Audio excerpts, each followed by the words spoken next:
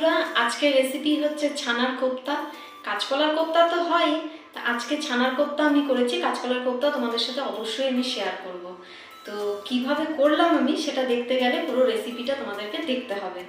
আর যারা এখনো পর্যন্ত সাবস্ক্রাইব করোনি তাদের জন্য একটা রিকোয়েস্ট, তোমরা দেখছো কিন্তু একটু সাবস্ক্রাইব করছো না, একটু চ্যানেলটাকে একটু সাবস্ক্রাইব করে দাও।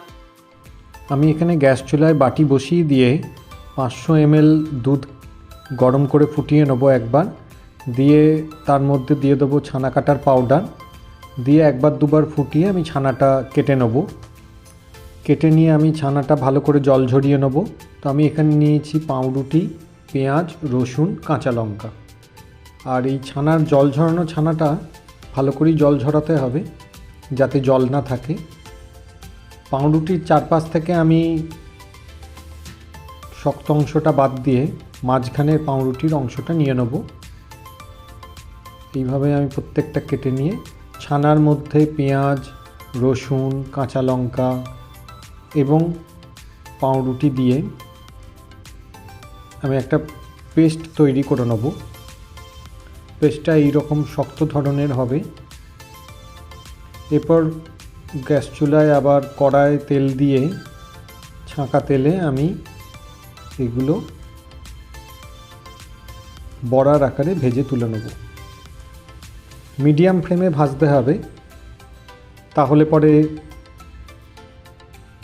একটু কড়কড়ে ভাব আসবে, মুচমুচে হয় ভীষণই। একদম লাল লাল করে আমি ভেজে তুলে নেব।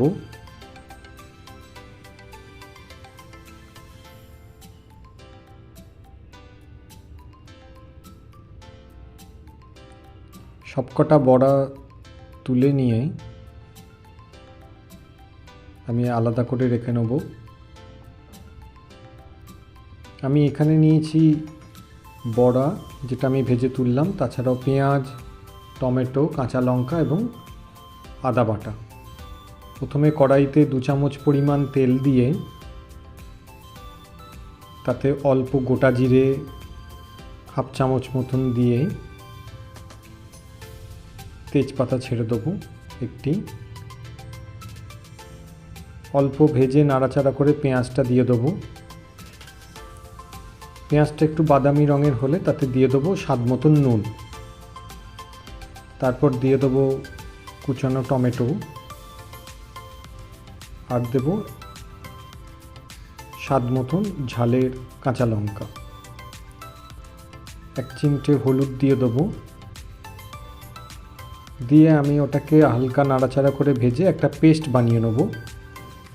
আবার কড়াইতে দেব 1 চামচ পরিমাণ তেল এবং সেই পেস্টটা মশলার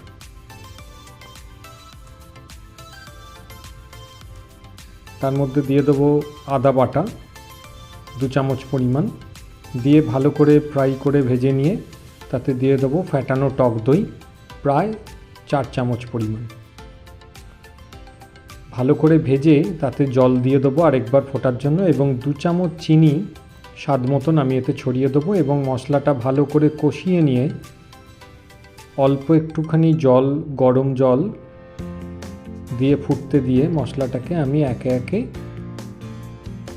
ছানার কোপ্তাগুলো আমি ছেড়ে দেবো।